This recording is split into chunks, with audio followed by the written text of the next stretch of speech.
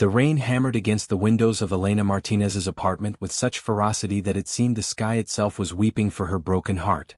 She sat curled on her couch, a half-empty box of tissues beside her and her phone face down on the coffee table, unable to bear looking at it one more time. Just 24 hours earlier, her entire world had been intact, or so she had believed. 5 years of her life, 5 years of building what she thought was a future with Marcus Chin, had crumbled in the span of a single conversation that kept replaying in her mind like a cruel movie she couldn't pause.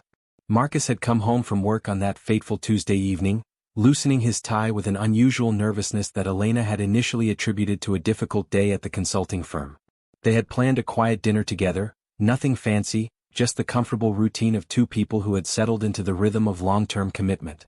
But before Elena could even serve the pasta she had prepared, Marcus had asked her to sit down, his voice carrying that particular tone that signals incoming devastation. He wanted to talk about their relationship, he said. He'd been thinking a lot lately, he explained. He felt they had become too comfortable, too routine, and he wanted to explore an open relationship to bring back excitement and spontaneity into their lives. The words had hit Elena like physical blows, each syllable landing with stunning precision. She had sat there, frozen, as Marcus continued to explain his reasoning with the same analytical approach he used for his financial reports, as though their love was simply another portfolio in need of diversification. When she finally found her voice, Elena had asked the question that already burned in her gut with the certainty of terrible truth: was there someone else? Marcus had the decency to look ashamed as he admitted that yes, he had already been seeing someone from his office for the past 3 months. He claimed it had made him realize what was missing from their relationship, that this was actually a good thing because now they could be honest about their needs. Elena had not cried, not then. Instead, a cold clarity had settled over her like a blanket of ice. She had stood up, walked to the bedroom they had shared for 3 years, and begun pulling his clothes from the closet with methodical precision. Marcus had protested, insisting she was overreacting, that he was trying to save their relationship, not end it. But Elena's voice, when she finally spoke, was steady and final. She told him that she deserved someone who chose her every single day, not someone who wanted permission to hedge his bets. She told him their relationship was over, that he could have his open relationship with whomever he pleased, but it would not include her. Within 2 hours, Marcus had packed his essentials and left, still trying to convince her that she was making a mistake, that she would regret this rash decision. Now, a day later, the tears had finally come. Elena had called in sick to work, something she never did, and allowed herself to properly fall apart in the privacy of her apartment.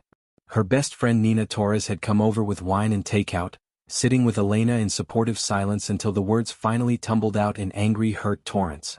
Nina, ever practical despite her romantic profession as a wedding planner, had held Elena's hand and reminded her of something important. Marcus's betrayal was not a reflection of Elena's worth but a revelation of his character. The pain Elena felt was real and valid, but it was also temporary, and one day she would look back and feel grateful that Marcus had shown his true colors before they had gotten married or bought a house or had children together. By the end of the week, Elena had made a decision. She would not let Marcus's choices define her or diminish her. Instead, she would pour her energy into the one thing that had always brought her joy and purpose: her work. As an event coordinator for one of the city's most prestigious planning companies, Elena had built a reputation for executing flawless events under impossible circumstances. She had a major charity gala coming up in just over a week, a high-profile fundraiser at the Grand Meridian Hotel that would host over 300 guests, including some of the city's most influential business leaders and philanthropists. The event was massive in scale, with a 6-figure budget and expectations to match, and Elena threw herself into the preparations with renewed determination. The days blurred together in a productive haze of vendor meetings, venue walkthroughs, and endless checklists. Elena coordinated with florists to create stunning centerpieces that would transform the ballroom into an elegant garden sanctuary. She worked with the catering team to perfect a menu that would satisfy diverse dietary requirements while still feeling luxurious and special. She managed the technical crew responsible for lighting and sound, ensuring that every speaker would be heard clearly and every moment would be captured beautifully. The work was exhausting but therapeutic, each completed task a small victory that proved Elena was capable, valuable, and whole all on her own. Nina worried that Elena was using work to avoid processing her emotions, but Elena knew better. She had cried her tears, felt her anger, and acknowledged her hurt. Now she was choosing to move forward, to remember who she was beyond being Marcus's girlfriend. She was Elena Martinez, a woman who had built her career through talent and determination, who had coordinated events for celebrities and politicians, who could solve any crisis with grace and creativity. That woman had existed before Marcus and would continue to exist long after the pain of his betrayal had faded. The night of the gala arrived with the kind of electric energy that Elena lived for in her profession. She arrived at the Grand Meridian hours before the guests, her tablet in hand and her team assembled for final preparations. The ballroom was already transformed, with thousands of tiny lights creating a canopy of stars overhead and lush floral arrangements adorning every table. The stage was set for the evening speakers and live auction. The sound system had been tested 3 times, and the catering team was putting finishing touches on the hors d'oeuvres that would be passed during the cocktail hour. Everything was proceeding exactly according to plan until approximately 90 minutes before doors were scheduled to open. Elena received a frantic call from the catering manager with news that made her heart sink. There had been a miscommunication with one of their suppliers, and they were short nearly half of the main course proteins. The error would leave them unable to serve over 100 guests their selected entrees, a catastrophic failure for an event of this magnitude. Most coordinators would have panicked, but Elena's mind immediately shifted into crisis management mode. She made 3 rapid phone calls to partner vendors, leveraging relationships she had built over years in the industry, and within 20 minutes had arranged for emergency deliveries from 2 high-end restaurants and a catering company that owed her a favor. It was while she was rushing through the hotel service corridor, phone pressed to her ear as she confirmed the final details of the emergency food delivery, that Elena collided with someone coming around the corner in the opposite direction. The impact sent her tablet flying from her other hand, and strong arms caught her shoulders to steady her before she could fall. Elena looked up, an apology already forming on her lips, and found herself staring into the most striking dark eyes she had ever seen. The man was tall, easily over 6 feet, with black hair styled in a way that suggested careful attention without vanity, and a face that could have been carved from marble, all strong angles and decisive features. He wore a perfectly tailored charcoal suit that probably cost more than Elena's monthly rent, and there was something in the way he carried himself that commanded attention without demanding it. For a moment they both simply stood there, his hands still on her shoulders, caught in one of those strange suspended moments where time seems to stretch. Then the man smiled, a genuine expression that reached his eyes and transformed his somewhat severe features into something unexpectedly warm, and apologized in a voice that carried the faint trace of an Italian accent. He released her shoulders and bent to retrieve her tablet from the floor, checking it for damage before handing it back to her. Elena, suddenly very aware that she must look frazzled and stressed, took the tablet with thanks and explained that she was coordinating the evening's event and dealing with a small emergency. The man's expression shifted to one of interest, and he asked if there was anything he could do to help. Elena assured him that everything was under control, though she appreciated the offer. She needed to get back to the ballroom and oversee the emergency deliveries. The man introduced himself then, extending his hand with old-fashioned courtesy. His name was Dante Russo, and he was attending the gala as one of the major donors. Elena recognized the name immediately. Russo Enterprises was listed as one of the platinum sponsors, having contributed a significant sum to the children's hospital that would benefit from the evening's fundraising. She shook his hand, introducing herself properly, and felt an unexpected flutter in her stomach at the warmth and strength of his grip. Their conversation was necessarily brief, as Elena truly did need to return to her duties, but something in Dante's gaze suggested he was as affected by their encounter as she was. He told her he looked forward to seeing how the evening unfolded, and there was weight to his words that made Elena think he meant more than just the event itself.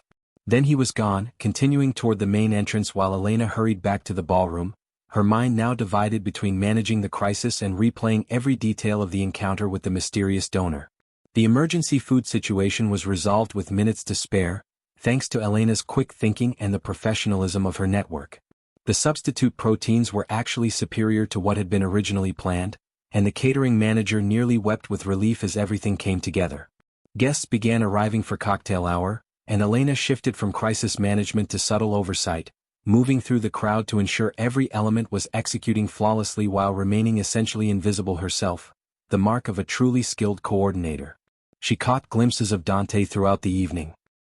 He moved through the crowd with an ease that suggested he was accustomed to such events, stopping to speak with various guests with a mixture of courtesy and genuine interest.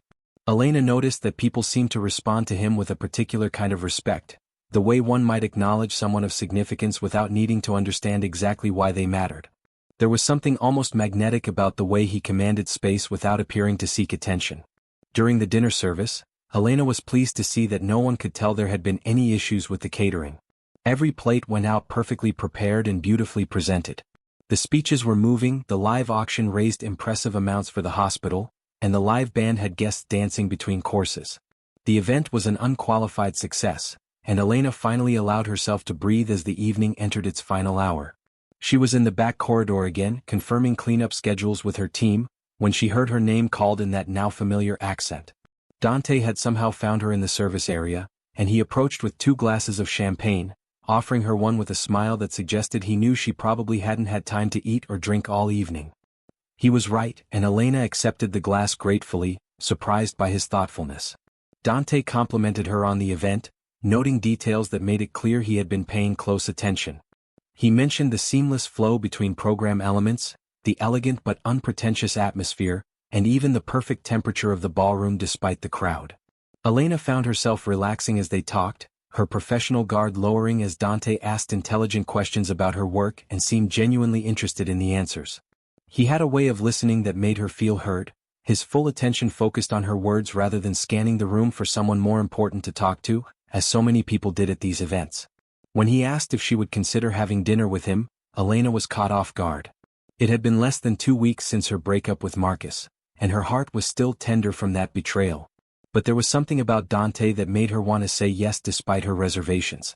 Perhaps it was the sincerity in his eyes, or the way he had shown kindness by bringing her champagne when he could have simply enjoyed the party, or maybe it was just that for the first time since Marcus had shattered her world, Elena felt a spark of something other than pain.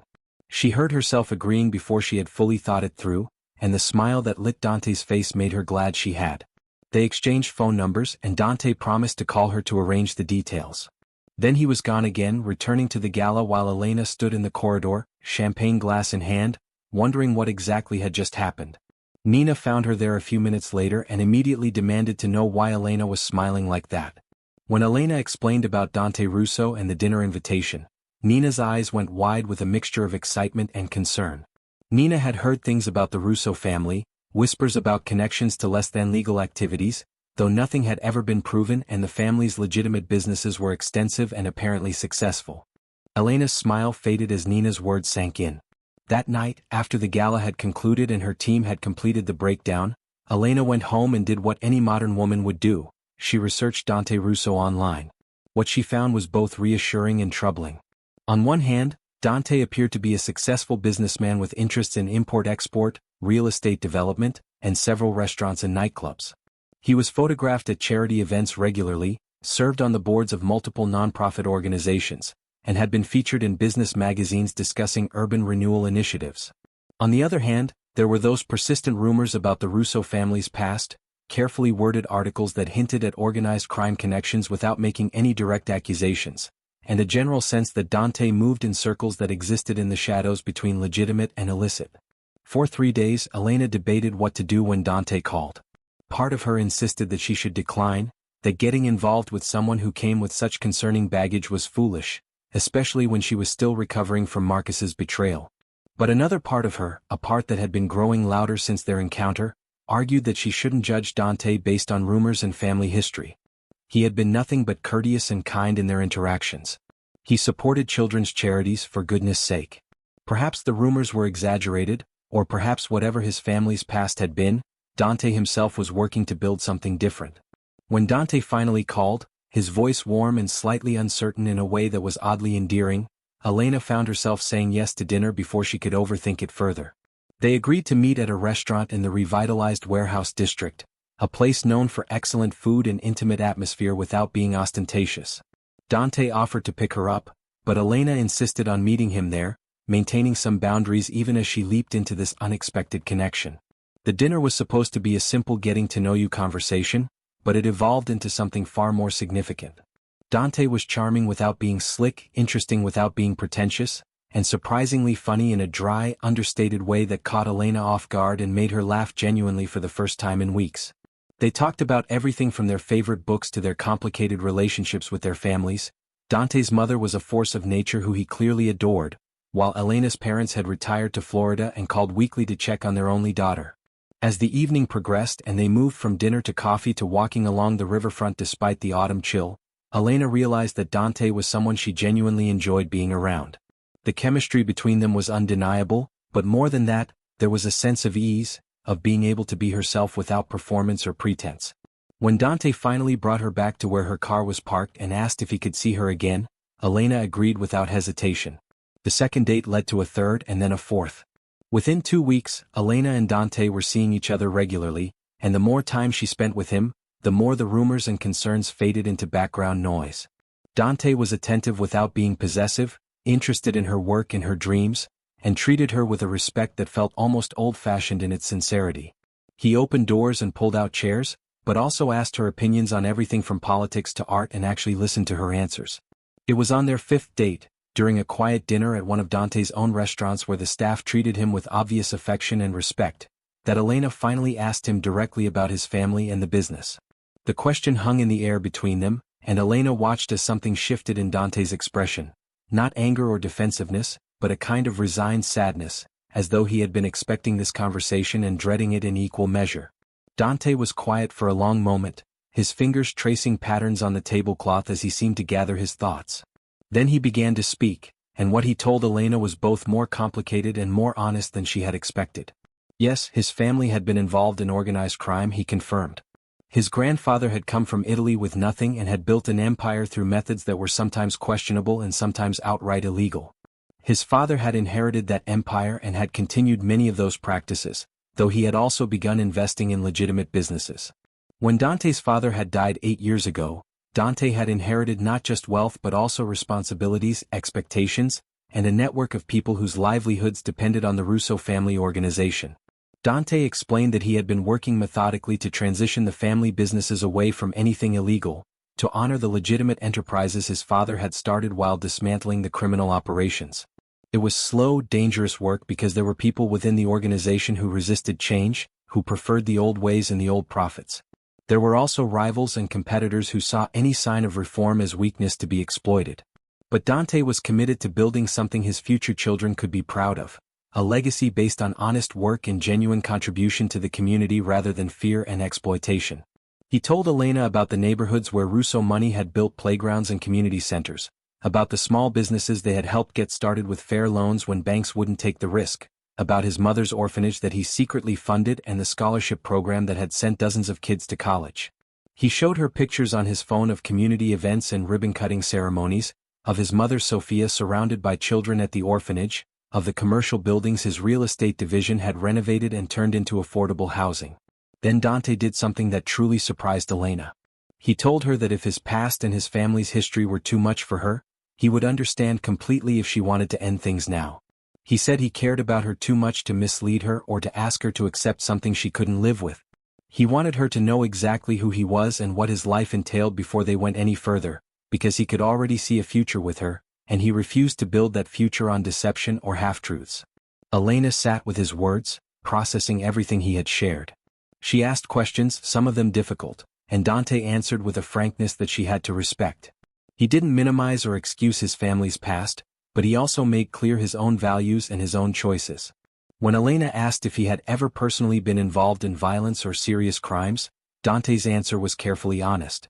He had done things he was not proud of, he said, but he had never killed anyone, never deliberately harmed innocents, and had worked to minimize damage whenever possible.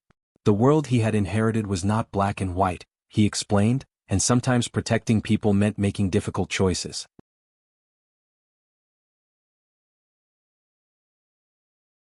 They talked for hours, long after the restaurant had closed to the public, with staff quietly cleaning around them while Dante poured out his truth and Elena listened and questioned and tried to reconcile the man sitting across from her with the implications of what he was describing.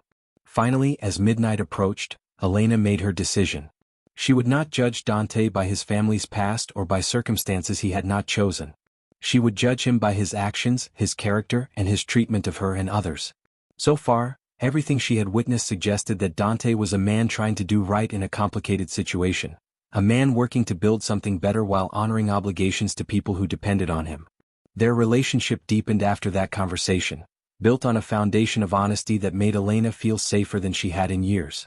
Dante never hid his phone or made mysterious late-night trips. He introduced her to his world gradually and carefully, always making sure she felt comfortable and never pressuring her to accept more than she was ready for. She met Lorenzo Vitali, Dante's second-in-command and childhood friend, a man with sharp eyes and a protective nature who seemed to assess Elena's worthiness before eventually warming to her. She met various business associates and community members, gradually understanding the complexity of Dante's position and the genuine affection many people had for him. Then, exactly 4 weeks after their first date, Marcus reappeared in Elena's life like a bad penny she had hoped never to see again. She was at her apartment on a Saturday afternoon when her intercom buzzed, and Marcus's voice came through asking if they could talk. Elena's first instinct was to refuse, but morbid curiosity won out and she buzzed him up. When she opened her door, Marcus stood there looking somewhat sheepish but also entitled, as though his presence was a gift she should be grateful for. Marcus began with a pseudo-apology, explaining that his experiment with an open relationship had not worked out as planned.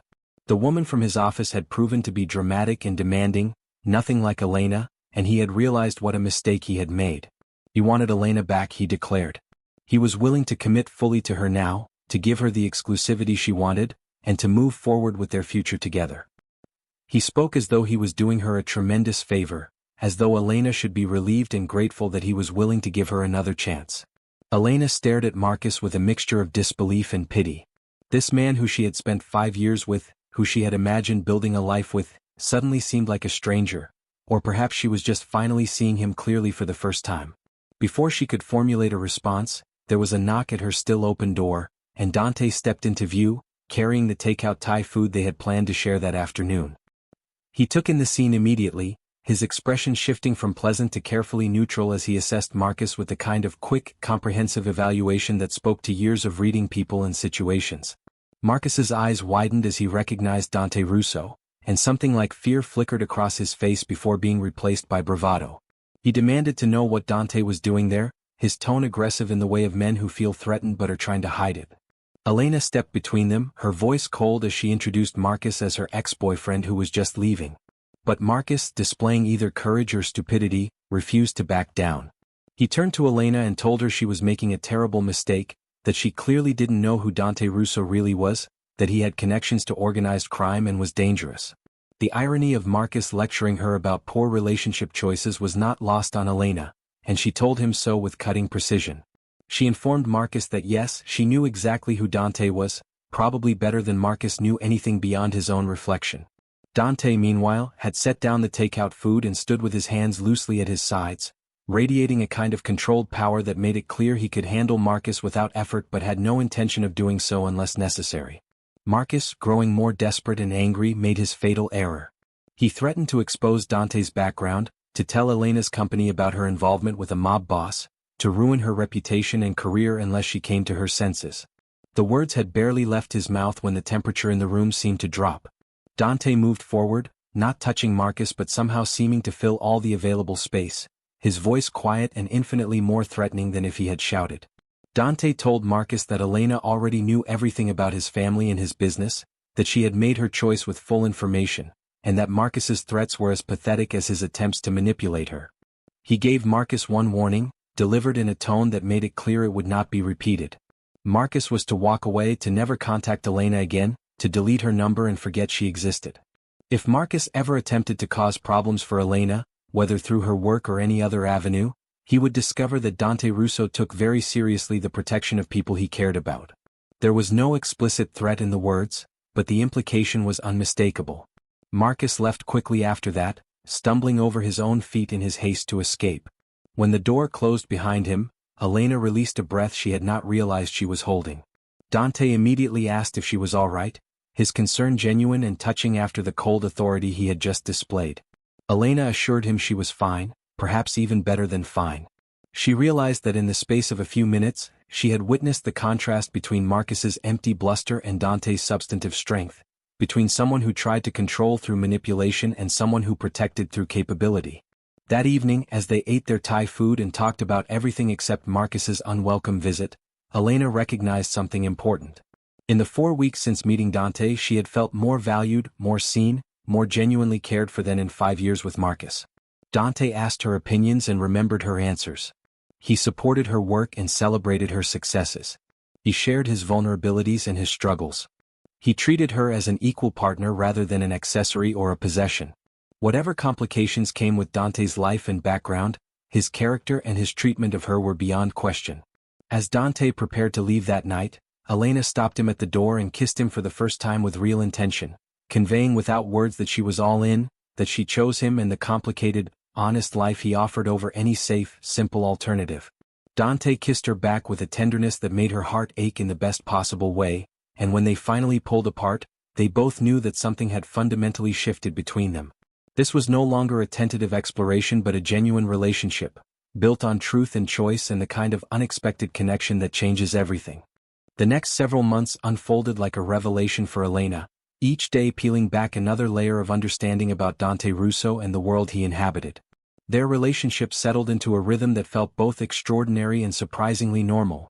Dinners at small restaurants where Dante knew the owners by name, quiet evenings at her apartment or his penthouse downtown, lazy Sunday mornings with coffee and newspapers spread across the bed. But interwoven with these ordinary moments were glimpses into the less ordinary aspects of Dante's life, the responsibilities and relationships that defined his complicated position. Elena's first formal introduction to Sofia Russo came on a crisp November afternoon when Dante brought her to his mother's home in an elegant neighborhood where old money and new wealth coexisted in careful balance. The house itself was beautiful but not ostentatious, a renovated Victorian with a garden that Sofia clearly tended with devotion. Sofia herself was not what Elena had expected. She had anticipated someone hard and intimidating, a woman who had lived through the rise of a criminal empire and bore the scars accordingly. Instead, Sofia was warm and welcoming, embracing Elena with genuine affection and pulling her into a kitchen that smelled of basil and garlic and simmering tomato sauce. Over espresso and homemade biscotti, Sofia told Elena stories about Dante as a child, about a serious boy who had carried the weight of family expectations from far too young an age but who had also been tender-hearted and protective of anyone vulnerable. She spoke about Dante's father with a complicated mixture of love and regret, painting a picture of a man who had tried to provide for his family through the only means he knew but who had also dreamed of something different for his son. Sofia explained that her late husband had made Dante promise to get a legitimate education, to learn business and law properly, so that one day the Russo family could step fully into the light. What struck Elena most powerfully was when Sofia grasped both her hands and told her with fierce sincerity that Dante was a good man trying to fulfill an impossible promise in an unforgiving world. Sofia admitted that she sometimes wished Dante had simply walked away from the family business entirely, had started fresh somewhere else with no connection to the Russo name. But she also understood that Dante felt responsible for dozens of families who depended on their organization, for people who had served his father loyally and deserved protection and provision in return. Sofia's eyes filled with tears as she told Elena that she had never seen her son as happy as he had been these past months, and she begged Elena to be patient with the challenges that would inevitably come. That conversation with Sofia crystallized something for Elena.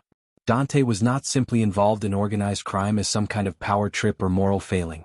He was a man caught between competing obligations, trying to honor his father's memory while building his father's dream, protecting people who depended on him while systematically dismantling the very systems that had created those dependencies. It was exhausting and dangerous work, and the fact that Dante had chosen to be honest with Elena about all of it rather than hiding behind his legitimate businesses spoke volumes about his character and his intentions. Elena began spending time at Sofia's orphanage, initially accompanying Dante on his monthly visits and eventually going on her own to help with events and fundraising. The St. Anthony Home for Children was Sofia's passion project, a place where kids from difficult situations could find stability, education, and love. Sofia ran it with an iron hand wrapped in velvet, maintaining high standards while ensuring every child felt valued. Elena watched Dante interact with the kids, saw how they gravitated toward him despite his sometimes intimidating presence, and understood that his commitment to building something better than what he had inherited was not just talk but a lived reality. Through Lorenzo, Elena also began to understand the internal politics of Dante's organization. Lorenzo had grown up with Dante, their fathers having worked together, and he possessed a loyalty to Dante that was absolute. But Lorenzo also helped Elena see the challenges Dante faced from within his own ranks. There were old guard members who resented Dante's reforms, who saw the move toward legitimacy as a betrayal of tradition and a loss of profitable enterprises.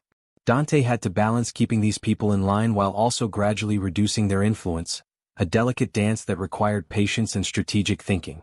Lorenzo himself was interesting, more openly dangerous than Dante in some ways, less concerned with appearances or redemption, but possessed of a clear moral code that made him trustworthy within his own framework. He told Elena bluntly that he had initially opposed Dante's interest in her, seeing it as a potential vulnerability that rivals could exploit. But he had changed his mind after watching how Elena grounded Dante, how she brought lightness to a life that had been too serious for too long. Lorenzo promised Elena that as long as she was part of Dante's life, she had his protection as well, a promise that might have been unsettling if not for the obvious sincerity behind it. Elena integrated herself into Dante's world carefully, maintaining her own career and independence while also making space for the demands of his life. She continued coordinating high-profile events, her reputation growing with each successful gala or conference she executed flawlessly. Dante attended many of her events, his presence both an endorsement and a source of curiosity among her colleagues and clients. Some people were clearly fascinated by his background, while others were wary, but Dante handled both reactions with equal grace, supporting Elena's work without overshadowing her accomplishments. In February, Elena helped coordinate a major fundraiser for St. Anthony's, using her professional skills to create an event that would showcase the orphanage's work and attract significant donations. The planning gave her opportunity to work closely with Sophia, and the two women developed a genuine friendship built on mutual respect and shared commitment to the children. The fundraiser itself was a tremendous success, raising nearly twice the initial goal and bringing positive media attention to the home. Dante had stood with his mother during her speech, visible pride on his usually controlled features, and Elena had felt a surge of satisfaction knowing she had contributed something meaningful to this family that was becoming her own. But not everything was light and progress during those months. In early March, Elena got her first real glimpse of the dangers that still shadowed Dante's life. There had been incidents with rival organizations before, minor conflicts that Dante had mentioned in passing but had shielded her from directly. This time, however, the threat came closer to home. One of Dante's legitimate restaurants was vandalized, windows smashed and interior damaged, with a message spray painted on the wall that was clearly intended for Dante himself. The police were called, reports were filed, but Elena could see the tension in Dante's shoulders and the cold anger in his eyes when he showed her photos of the damage. The vandalism was the work of an organization led by Viktor Petrov, a man whose name Elena had heard mentioned occasionally in the careful conversations that happened around her. Petrov was old school, uninterested in legitimacy or reform, and he apparently viewed Dante's changes as weakness that could be exploited. He ran operations that Dante found particularly distasteful: human trafficking, protection rackets that genuinely brutalized small business owners, and drug distribution that deliberately targeted vulnerable communities. Dante had been working quietly with federal authorities, providing information about Petrov's activities without violating the code against cooperation that still held some weight in their world, walking a razor's edge between ethics and survival. The situation escalated when Elena herself received an indirect threat. She was leaving work late one evening when she noticed she was being followed. The car tailed her for several blocks before she managed to lose it by ducking into a busy shopping district. Shaken, she called Dante immediately, and within minutes Lorenzo arrived to escort her home. Dante was waiting at her apartment, his fury barely controlled, and for the first time Elena saw the dangerous man who existed beneath the civilized exterior. He wanted to send her away, to put her somewhere safe until the situation with Petrov was resolved, but Elena flatly refused. They had their first real argument that night, voices raised in fear and frustration. Dante insisted that her safety was paramount, that he could not focus on handling Petrov while worrying about her. Elena countered that she was not some fragile thing to be hidden away, that she had chosen this relationship with full knowledge of its complications, and that running and hiding was not who she was. She understood that Dante's protectiveness came from caring, but she would not be treated as a liability to be managed.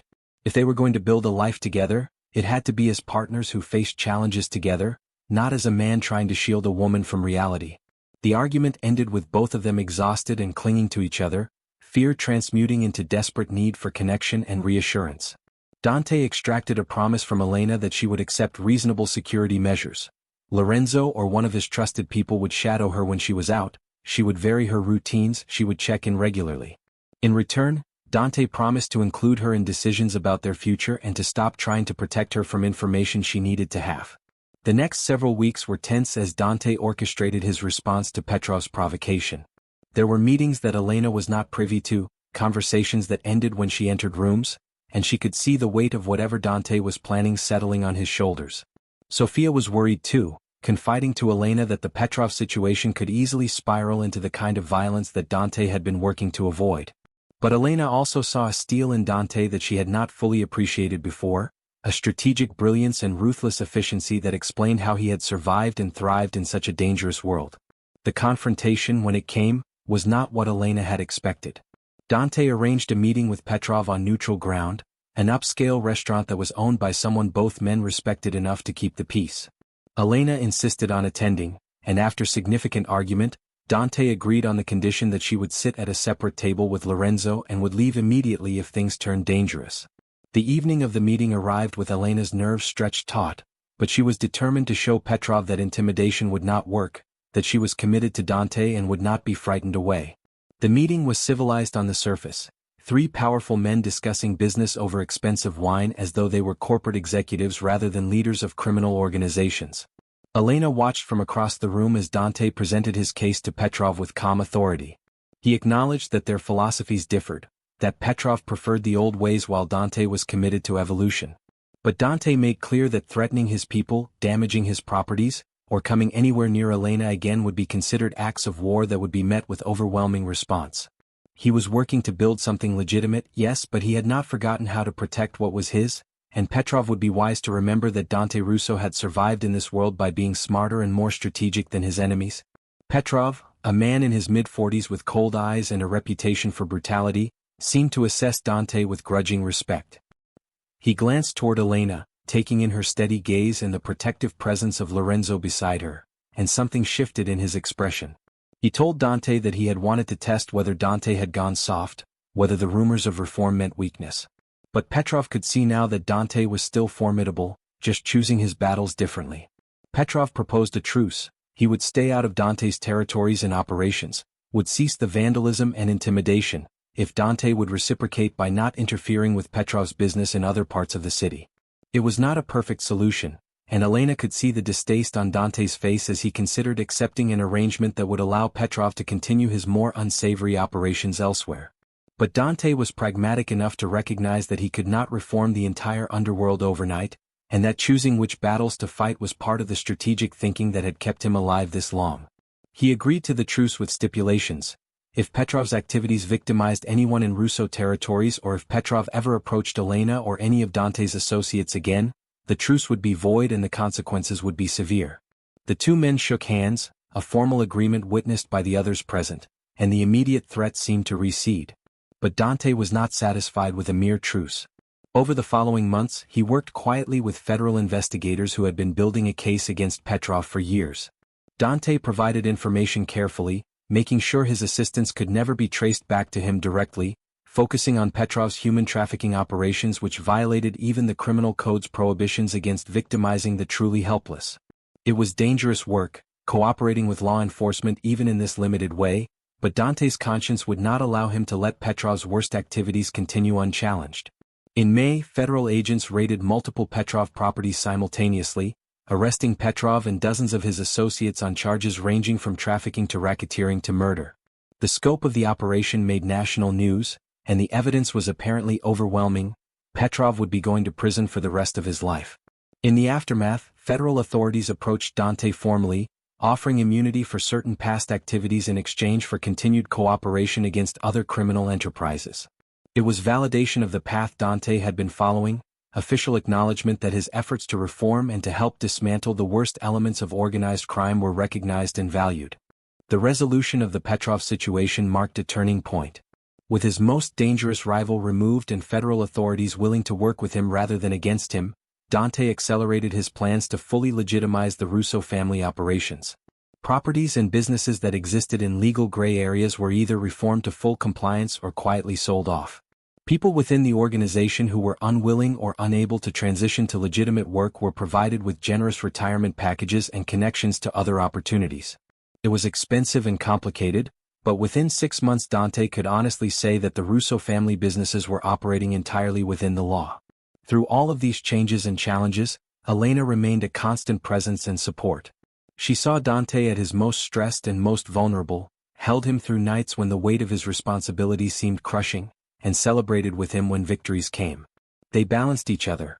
Elena's optimism and straightforward morality grounding Dante when cynicism threatened to overwhelm him, while Dante's strategic thinking and hard-won wisdom helped Elena navigate situations that her previous sheltered life had not prepared her for. Their relationship deepened with every shared challenge, built on a foundation of honesty that both cherished after their previous relationships had been based on deception or half-truths. They learned each other's rhythms and needs, the way Dante processed stress through movement and needed to work through problems alone before discussing them, the way Elena needed verbal processing and physical affection when overwhelmed. They had their disagreements and frustrations, moments when Dante's protectiveness felt suffocating or when Elena's determination to be included in dangerous situations terrified him, but they worked through every conflict with communication and compromise. In August, nearly 9 months after they had first met, Dante took Elena to his mother's garden on a Sunday afternoon under the pretense of helping with some heavy gardening work. Sofia made herself scarce with unsubtle deliberateness, leaving Dante and Elena alone among the roses and herbs that Sofia had tended for decades. They worked in comfortable silence for a while, the late summer sun warm on their shoulders and the scent of blooming flowers heavy in the air. Then Dante set down the tools he had been using and asked Elena to sit with him on the bench beneath the old apple tree. Dante took both of Elena's hands in his dark eyes holding hers with an intensity that made her breath catch. He told her that he had spent most of his life fulfilling other people's expectations, living up to legacies and obligations that had been thrust upon him. But loving her had taught him what it meant to choose something purely for himself, to build something based on want rather than duty. She had stood beside him through danger and difficulty, had seen the worst parts of his world and his past, and had chosen him anyway. She had helped him see that redemption was possible, that he could honor his responsibilities while also building the kind of life and legacy he actually wanted. Then Dante reached into his pocket and pulled out a small velvet box, opening it to reveal a ring that made Elena's eyes fill with tears. It was elegant and unique, a deep blue sapphire surrounded by small diamonds, the kind of ring that showed thought and care rather than just expense. Dante told her that he was not offering her a perfect life or an easy path, that there would always be complications because of who he was and where he had come from. But he was offering her his whole heart, his complete honesty, his absolute commitment to building a life together based on partnership and choice. He asked Elena Martinez to marry him, to take the Russo name with full knowledge of what it meant, and to help him create a future their children could be proud of. Elena said yes before Dante had fully finished asking, tears streaming down her face as she kissed him with all the love and certainty in her heart. The ring fit perfectly, which did not surprise her because Dante paid attention to details and had probably enlisted Nina's help in determining the size. They sat in Sofia's garden for a long time afterward, Dante holding Elena close as they talked about futures and possibilities, about the kind of wedding they wanted and the kind of family they hoped to build. When they finally went inside to tell Sofia the news, they found her waiting with champagne and a smile that suggested she had known exactly what Dante had planned for the afternoon. The engagement brought new energy and focus to both their lives. Elena threw herself into wedding planning with the same organizational prowess she applied to her professional events, though she was determined that this would be intimate and meaningful rather than ostentatious. Dante supported her vision completely, interested in the details not because he cared about floral arrangements but because he cared about Elena and wanted everything to reflect their values and their story. They chose to marry at St. Anthony's, in the small chapel attached to Sofia's orphanage, with the ceremony followed by a reception in the garden where Dante had proposed. The months between engagement and wedding passed in a blur of activity. Elena's career continued to flourish, with her engagement to Dante actually bringing in more high-profile clients who were intrigued by the combination of her professional excellence and her connection to the Russo family. Dante's businesses stabilized and grew under fully legitimate operations, his real estate developments winning awards for their combination of profitability and community benefit. Lorenzo, who had been best man at countless mob weddings and had expected violence at most of them, threw himself into planning a bachelor party that would be memorable without being dangerous or criminal, a challenge he approached with unexpected creativity. Nina, serving as maid of honor, helped Elena navigate the emotional complexity of planning a wedding that would blend her relatively normal past with Dante's extraordinary present. Elena's parents flew up from Florida for the engagement party, and their initial wariness about Dante melted under the weight of his obvious love for their daughter and his respectful attention to them. Elena's father, a retired accountant who had lived a quiet life, took Dante aside for a conversation that Elena was not privy to, and whatever Dante said seemed to satisfy her father's concerns because he returned with a handshake and an expression of grudging approval. The wedding itself, held on a perfect October afternoon exactly 1 year after Elena and Dante had first met, was everything they had hoped for.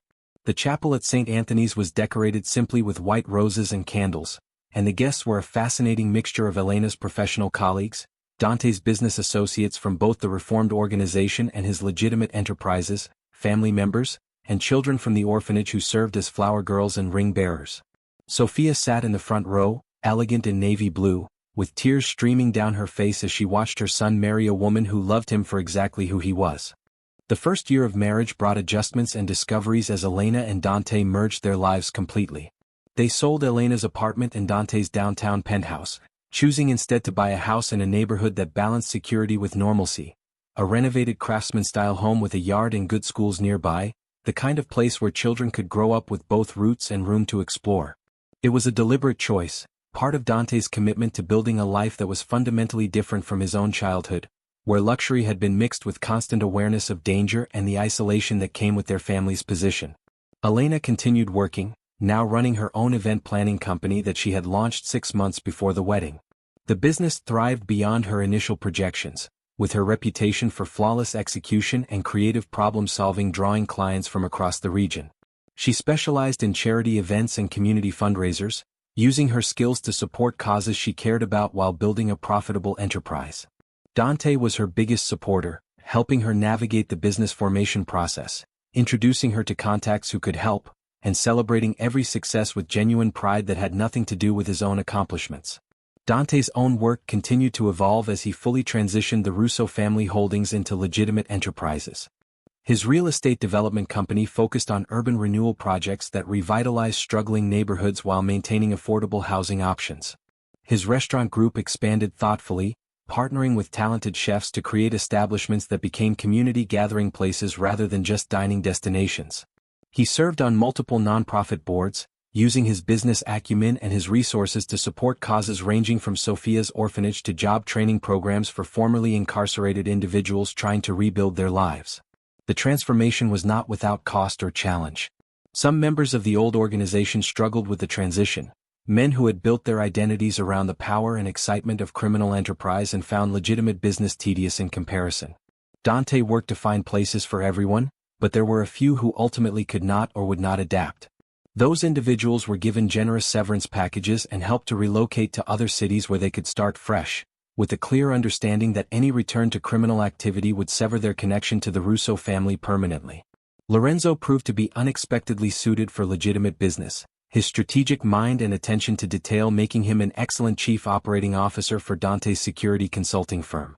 The company provided executive protection, corporate security assessments and risk management services, drawing on Lorenzo's extensive experience in threat assessment without crossing any legal lines.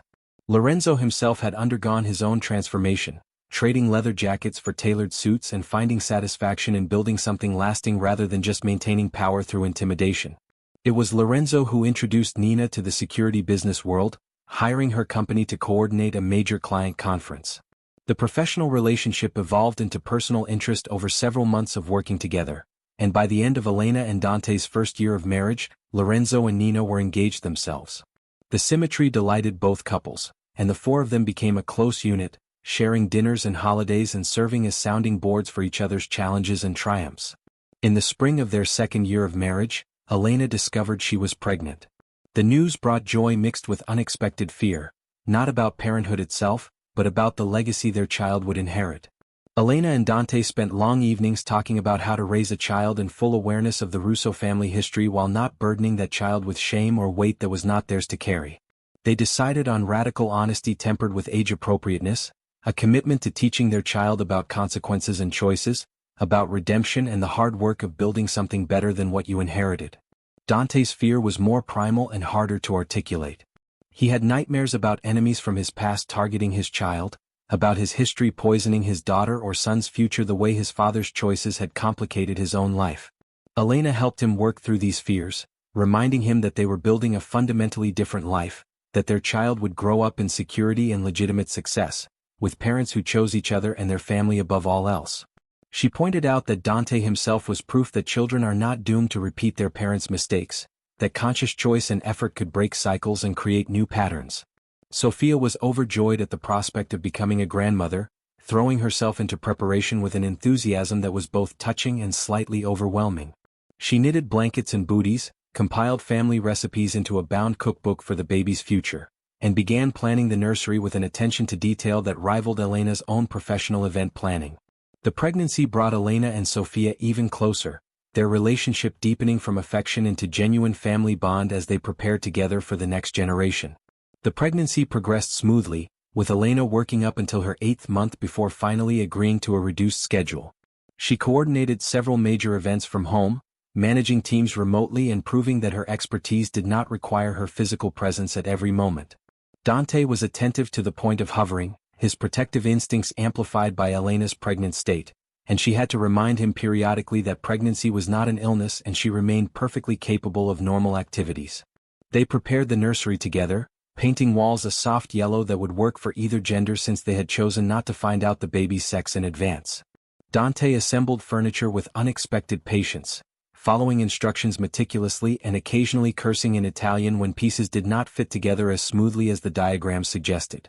Elena organized baby clothes donated by friends and family, washing tiny garments in gentle detergent and marveling at how something so small would soon be their child. In late August, during Elena's 8th month of pregnancy, a situation arose that tested both Dante's commitment to his new life and the strength of their marriage. A journalist from a major newspaper began investigating Dante's background, interviewing people from his past and digging into sealed court records and old police reports.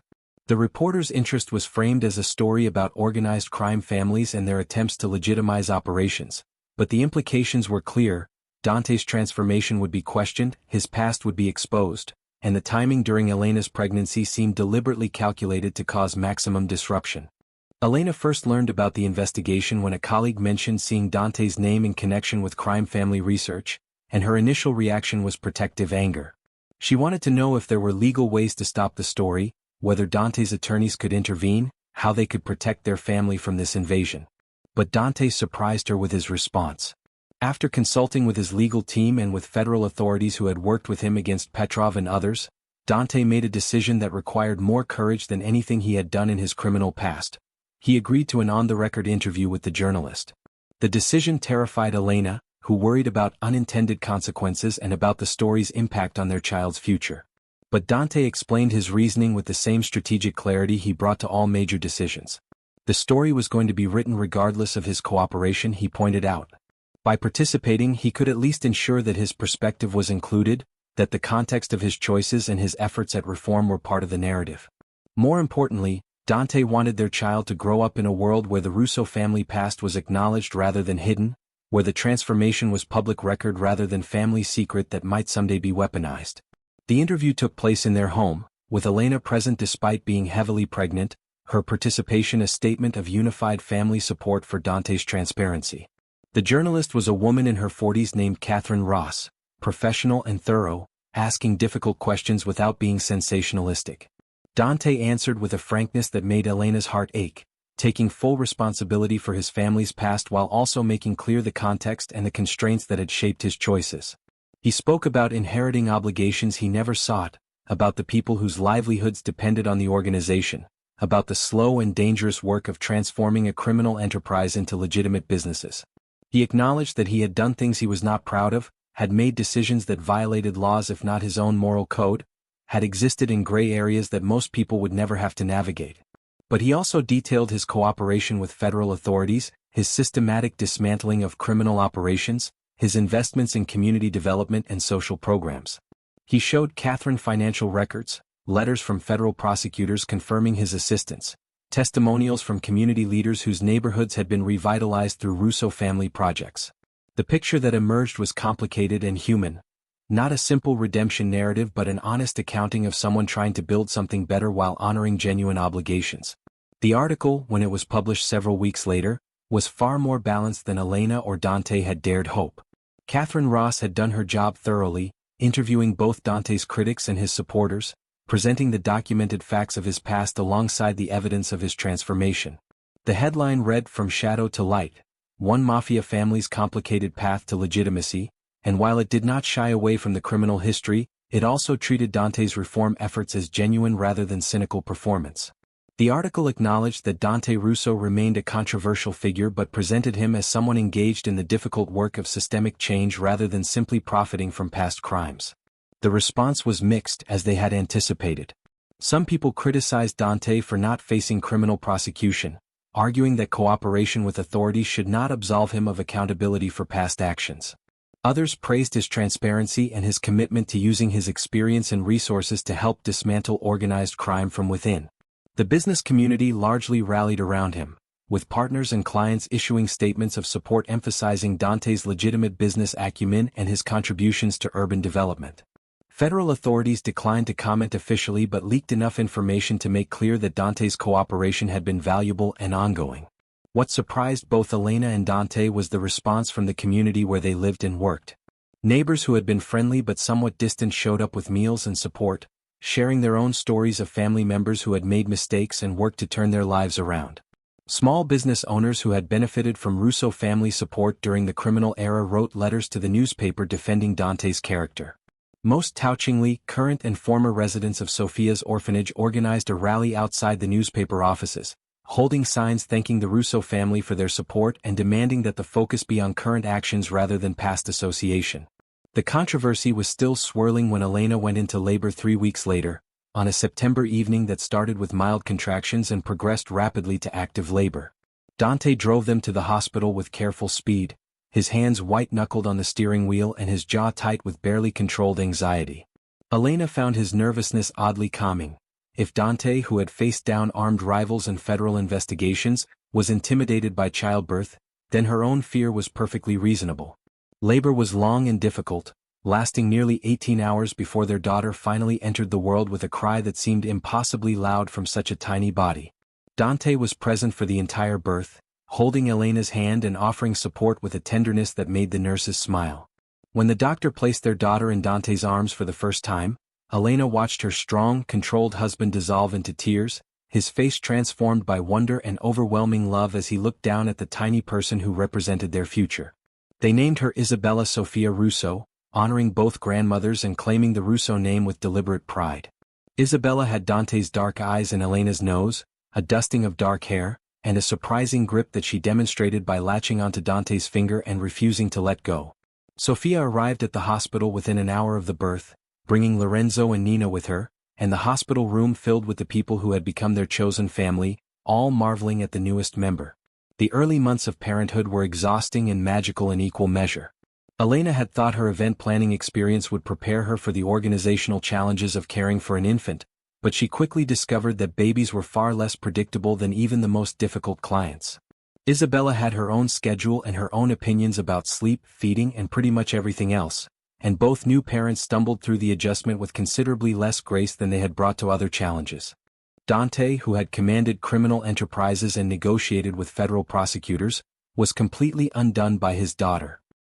He would get up for middle-of-the-night feedings, walking the floors with Isabella while singing Italian lullabies that Sofia had taught him. He researched infant development with the same thoroughness he applied to business ventures, reading books and articles and asking their pediatrician so many questions that the doctor eventually gave him a reading list just to keep up. Most surprisingly, Dante proved to be a natural at the physical care that he had feared, changing diapers and bathing Isabella and soothing her through colic episodes with patient tenderness. Elena returned to work after 3 months, scaling back to part-time at first as she and Dante learned to balance parenting with their professional responsibilities. They hired a nanny, a warm woman named Margaret who had raised 4 children of her own and who treated Isabella with affectionate competence.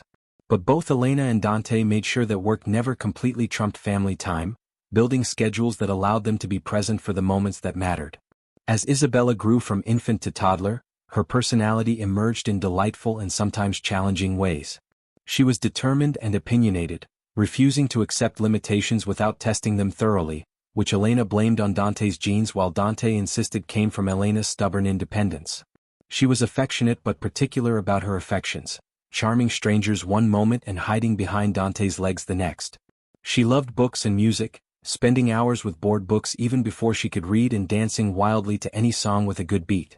The family settled into routines and traditions that created their own unique culture. Sunday dinners at Sofia's house became sacred, with 3 generations gathering around the table for elaborate Italian meals and loud conversation. Isabella adored her grandmother, who spoiled her with treats and stories and unconditional affection. Lorenzo and Nina, married themselves now, became aunt and uncle by choice if not blood, their presence a constant in Isabella's life as they welcomed her first child as well, a son they named Marco, who became Isabella's partner in toddler adventures. When Isabella was 2, Elena discovered she was pregnant again. The second pregnancy felt different from the first. She was less anxious, more confident in her body's ability to carry and deliver a healthy baby, though also more tired as she chased an active toddler while growing another human. Dante was overjoyed at the prospect of expanding their family, already imagining siblings playing together the way he had wished for siblings during his own isolated childhood. The second child, a boy they named Luca, was born on a spring morning with considerably less drama than Isabella's arrival. Where Isabella had required 18 hours of labor, Luca arrived after just 4, as though he was eager to join the family that awaited him. Dante held his son with the same overwhelming love he had shown Isabella, and Elena watched the 2 children who represented their future and felt a satisfaction that went bone deep. They had built this, a family based on choice and love and conscious commitment to breaking cycles and creating new patterns. By the time Isabella reached her 5th birthday, the Russo family had achieved something that had seemed impossible during those early days after Elena met Dante. They were genuinely, legitimately, completely legal in all their operations. Dante's businesses thrived under proper management and ethical practices. The Russo name, which had once been whispered in connection with organized crime, was now more commonly associated with community development and philanthropic work. Sofia's orphanage had expanded to serve twice as many children, funded by a foundation that Dante and Elena had established. Lorenzo's security firm had become one of the region's most respected, known for protecting clients without crossing ethical lines. The journalist Catherine Ross had done a follow-up article 5 years after her original investigation, this one focusing on the sustainability of Dante's transformation and the concrete impacts of the Russo family's legitimate operations. The second article was even more favorable than the first, presenting Dante as a case study in successful reform and highlighting the urban neighborhoods that had been revitalized, the small businesses that had been helped, and the lives that had been positively impacted. The article featured interviews with people whose stories illustrated the difference between Dante's father's generation and his own. Business owners who had grown without protection rackets, employees who had stable jobs with fair wages, children who had received scholarships for college. It was during the preparations for Isabella's 5th birthday party that Elena fully appreciated how far they had come. The party was being held at St. Anthony's, in the same garden where Dante had proposed and where they had held their wedding reception. Children from the orphanage mixed with Isabella and Luca's friends from preschool, running through the garden playing games organized by Nina, who had long since forgiven Elena for stealing her future event planning clients since those clients had led her to Lorenzo. Sofia presided over the festivities like a benevolent queen, making sure every child felt welcomed and included while sneaking extra cookies to her grandchildren when she thought Elena was not looking.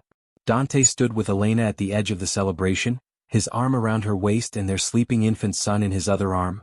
Yes, there was a third child now, a surprise pregnancy that had brought them Gianna, currently 6 months old and already demonstrating the Russo determination.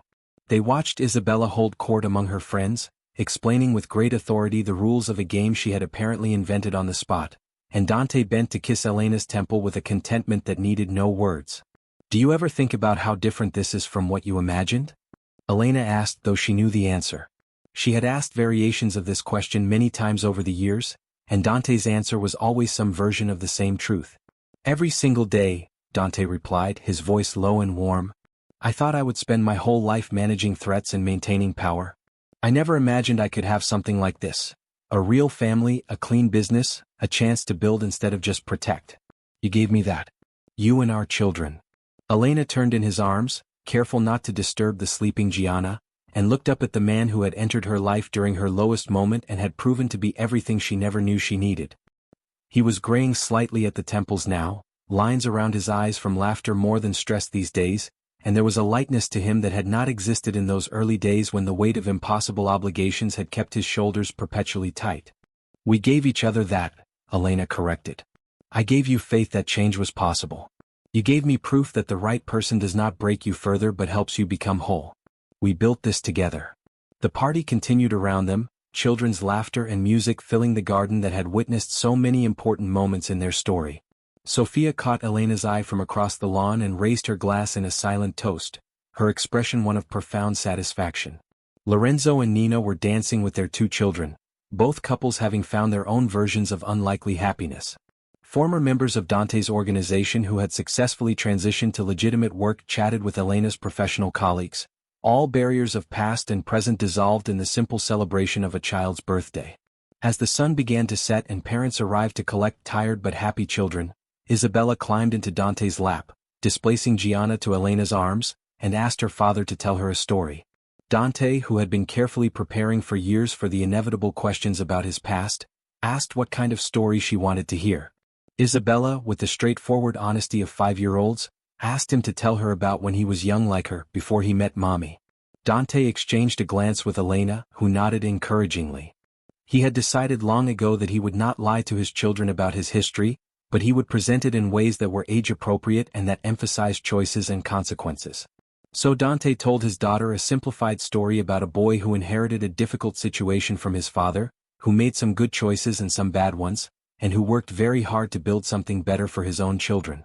He told her that people are not defined by their mistakes but by what they do after making them, and that the most important thing was always trying to be a little bit better than you were yesterday. Isabella listened with the serious attention she gave to things that mattered, then pronounced with the certainty of childhood that Daddy was good at trying to be better. Then she was off again, spotting a friend she had missed saying goodbye to and running across the garden with the boundless energy of the very young. Dante watched her go with the kind of love that transformed his entire face, and Elena rested her head on his shoulder, Gianna warm and solid in her arms. Years later, Elena would look back on this moment as one of perfect completeness. Her husband beside her, their children healthy and happy, surrounded by family both blood and chosen, in a place that represented both past struggles and current peace. The journey from heartbreak to happiness had not been straightforward or simple, but it had been theirs, built on honesty and choice and the courage to believe that love could transform even the most complicated situations. Marcus Chin, that catalyst for change who had broken her heart in what now seemed like another lifetime, had married and divorced twice since Elena, each relationship apparently ending because he could not commit fully to anyone. Elena had received wedding invitations both times but had not attended, having completely moved on from that chapter of her life. She bore him no ill will anymore. In fact, in her more generous moments, she felt almost grateful that his betrayal had freed her to find Dante and build this extraordinary life. The Russo family legacy was no longer one of fear and criminal power but of transformation and community contribution. Dante had achieved what his father had dreamed of but never managed, complete legitimacy with honor intact. Their children would grow up knowing their family history but not burdened by it, free to build their own lives on the foundation of love and choice that Elena and Dante had created. As the final guests departed and the cleanup began, Elena and Dante helped Sophia gather the decorations and leftover food, their children playing one last game in the fading light. The garden that had witnessed proposals and weddings and countless family gatherings seemed to hold all their history in its flowering trees and well-tended beds. This was the forever after that fairy tales promised but real life rarely delivered, not perfect or without challenges, but real and earned and deeply, profoundly worth every difficult step that had brought them here. Dante loaded their sleepy children into the car while Elena said goodnight to Sophia, both women embracing with the affection of family truly chosen. As they drove home through streets that Dante had once controlled through fear but now simply lived in as an ordinary citizen, Elena thought about all the unexpected turns that life could take, about doors closing and opening, about the courage required to choose love despite fear, about the possibility of redemption and transformation when people committed themselves fully to building something better.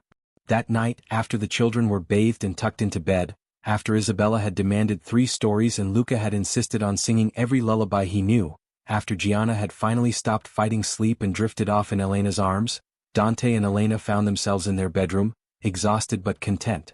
They prepared for bed in the comfortable silence of long partnership, the kind of intimacy that comes not from grand gestures but from shared routines and mutual understanding. As they lay in bed, Dante pulled Elena close, and she settled into the curve of his body with the ease of practice. They talked quietly about the day, about Isabella's joy at her party, about Luca's developing vocabulary, about Gianna's new tooth. They discussed upcoming business decisions and family obligations, the ordinary concerns of ordinary life that had once seemed impossible for someone with Dante's background.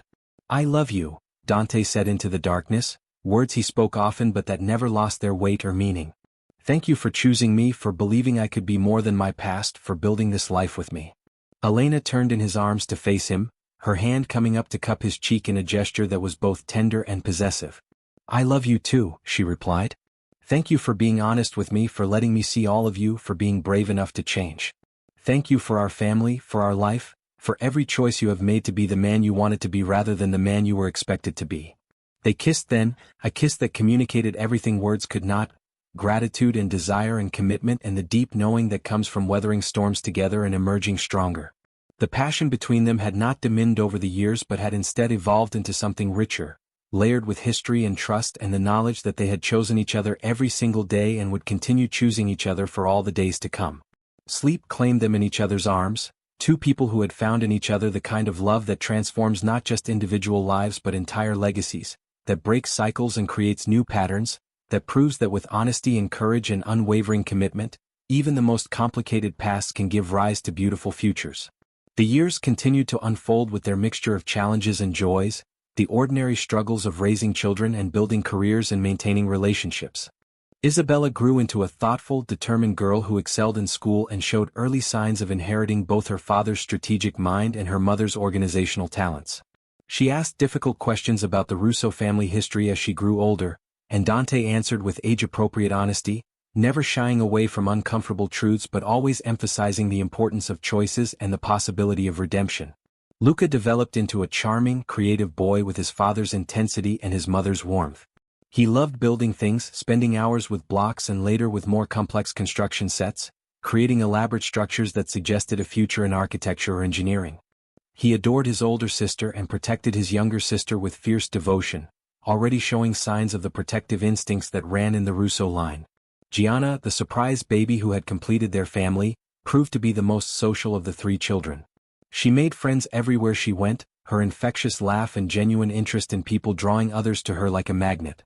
She had Sophia's gift for making everyone feel valued and included, and she spent hours at the orphanage playing with the children there, unconsciously carrying on her grandmother's legacy of care and connection.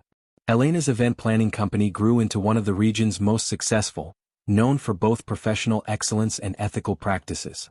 She hired a talented team that allowed her to be selective about which projects she took on personally, focusing on work that aligned with her values and allowed her to maintain balance with family life. She became a mentor to young women entering the industry, particularly those from difficult backgrounds, offering opportunities and guidance that helped launch numerous successful careers. Dante's business empire expanded thoughtfully, always with an eye toward community benefit alongside profit. He pioneered innovative approaches to affordable housing development, creating mixed-income communities that avoided the problems of traditional public housing while still serving people who needed support. His restaurants became incubators for culinary talent, with profit-sharing models that allowed talented chefs to build equity rather than just earning wages. His foundation supported everything from scholarship programs to small business development grants to the arts. Lorenzo and Nina's marriage proved as solid as Elena and Dante's, built on mutual respect and shared values that had surprised everyone who had known Lorenzo during his days as a feared enforcer. Their children grew up alongside the Russo children, cousins in everything but blood, creating a tight-knit extended family that supported each other through everything. Lorenzo had found unexpected satisfaction in legitimate business, his strategic skills and attention to detail making him invaluable as operations manager for the security firm that now employed dozens of people and served clients internationally. Sophia remained the matriarch of the family, her orphanage thriving under her leadership even as she moved into her 70s. She watched her grandchildren grow with a satisfaction that went beyond typical grandmother pride. She saw in them proof that her late husband's dream had finally been realized, that the Russo name now meant something positive and lasting. She shared stories of the old days carefully, helping the children understand their heritage without glorifying or condemning, teaching them that people are complex and that redemption is always possible for those who genuinely commit to change. The 10th anniversary of Elena and Dante's first meeting was celebrated with a party at the same Grand Meridian Hotel where they had collided during that fateful charity gala. Elena had coordinated another event there, a fundraiser for St. Anthony's Orphanage that had grown into an annual signature event, and they had arranged for a private anniversary dinner afterward in the same ballroom where they had first spoken. The space had been transformed for the occasion, decorated simply but elegantly, and as Elena and Dante danced alone in the vast room where hundreds had celebrated earlier that evening, they marveled at the journey that had brought them from that chance collision to this moment of profound partnership. "Do you remember what you were thinking when we first met?" Elena asked as they swayed to music only they could hear, her head resting against Dante's chest, his arms solid around her. I remember thinking that you were the most capable person I had seen in a long time, Dante replied, the way you handled that catering crisis with such composure and creativity. And then when I actually looked at you, really looked, I thought that you were beautiful and that there was something in your eyes, a hurt that I recognized maybe or a strength that I respected. I wanted to know you, to understand what made you capable of such grace under pressure. What about you? What did you think? Elena smiled against his shirt, remembering. I thought that you were impossibly handsome and somewhat intimidating, and that there was something in the way you moved that suggested power without arrogance. I was so flustered by our collision that I almost forgot about the catering emergency, which never happened to me. And then when you smiled, everything shifted. You went from intimidating to warm, and I thought that maybe, possibly, there was something interesting there. I had no idea just how interesting it would turn out to be. They laughed together, the sound echoing in the empty ballroom, and continued dancing as they reminisced about the journey from that first encounter through courtship and danger and marriage and parenthood. They talked about the challenges they had overcome, the threats they had weathered, the transformations they had achieved both individually and together. They acknowledged how lucky they were, how easily things could have gone differently, how grateful they were for every choice that had brought them to this moment. As the evening drew to a close and they prepared to return home to their children and their ordinary extraordinary life, Dante stopped Elena at the ballroom doors and turned her to face him. He took both her hands in his, looking at her with the same intensity he had shown on the day he proposed, and spoke words that had been forming in his heart for months. Elena Russo, he said, her married name on his lips still causing a flutter of pleasure even after years, you are the best decision I ever made, the greatest gift I never deserved, and the reason I believe in redemption and second chances. You saw me when I was still trapped between two worlds, when I was trying to honor my father while building something better, and you believed I could succeed.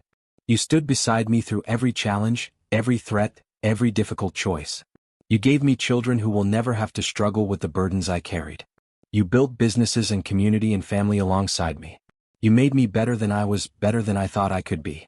I want to spend the rest of my life trying to be worthy of the faith you placed in me that night when you agreed to dinner despite every reasonable concern. I want to grow old with you, to watch our grandchildren play in Sophia's garden someday, to build a legacy that our great-grandchildren will be proud of. I want every adventure and every ordinary moment with you, today and always. Elena's eyes filled with tears at the unexpected declaration, and she pulled Dante into a kiss that conveyed everything she felt, love and gratitude and commitment and the bone-deep certainty that they had found in each other something rare and precious. When they finally pulled apart, she responded with her own truth. Dante Russo, you are my unexpected miracle, my proof that the right person can appear when you least expect them and change everything. You honored me with your honesty when you could have hidden your past. You trusted me with your vulnerabilities when you could have maintained your walls. You built a life with me based on partnership and choice rather than control or convention. You are an extraordinary father, a visionary businessman, a pillar of our community and the love of my life. I want to spend the rest of my days building and dreaming and laughing with you, watching our children grow and finding new adventures together. You are my forever, today and always. They left the hotel hand in hand, stepping out into a cool evening that promised autumn's arrival. The city lights sparkled around them, the same city where Dante had once operated in shadows but where he now walked freely in light. They drove home through familiar streets, past businesses they had helped revitalize and parks where their children played, past Sophia's house where lights still glowed in the windows, past Lorenzo and Nina's place where their extended family lived parallel lives of ordinary happiness. When they arrived home, they paid the babysitter and checked on their sleeping children, standing together in each doorway to watch the steady breathing and peaceful faces of the three small people who represented their future. Isabella slept with a book open beside her, still reading under the covers with a flashlight despite multiple reminders about bedtime. Luca had surrounded himself with stuffed animals, creating what he called his protection squad. Gianna slept in the starfish position, taking up far more space than seemed possible for someone so small, her favorite blanket clutched in one fist. Finally, Elena and Dante retreated to their own room, exhausted but content, ready to end another day of their extraordinary ordinary life.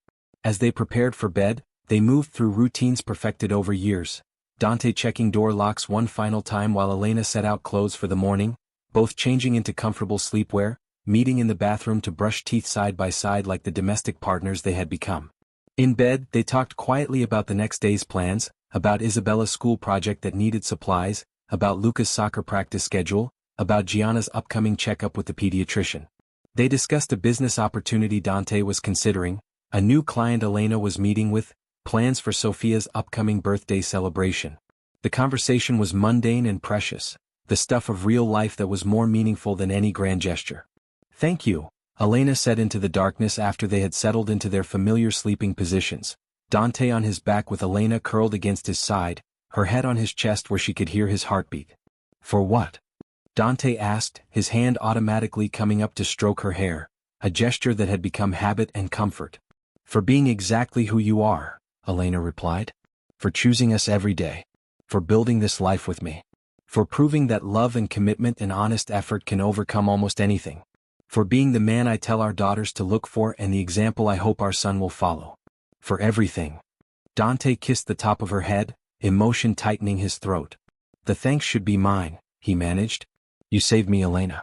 Not just from the life I was born into, but from becoming someone I would have hated. You gave me permission to be better, to want more, to believe that transformation was possible. You gave me love without conditions, partnership without games, and a family I never imagined I could have. Everything good in my life traces back to the moment you said yes to dinner despite every logical reason to say no." They held each other in the darkness, two people who had found in each other the kind of love that novelists write about and poets praise, the kind that survives not despite challenges but becomes stronger because of them. They had built something extraordinary from unpromising materials. A heartbreak, a chance meeting, a collision in a hotel corridor. They had chosen each other with full knowledge and had continued choosing each other through every test and trial. Sleep claimed them wrapped in each other's arms, secure in the knowledge that tomorrow they would wake and choose each other again, would face whatever challenges came with united strength, would continue building the legacy of love and honor and transformation that would outlast them both. The Russo family story was not a fairy tale with a simple happily ever after. It was something better. A real story of real people making conscious choices to build something meaningful, to break cycles of violence and secrecy, to create a legacy based on love and integrity rather than fear and power. It was a story of second chances and hard-won redemption, of the transformative power of being truly seen and chosen by another person, of the courage required to change not just individual lives but entire family legacies. And it was a story that would continue beyond Elena and Dante, carried forward by their children and their children's children, each generation building on the foundation of honesty and choice and commitment that had been laid by one woman brave enough to say yes to an impossible man, and one man determined enough to become worthy of her faith.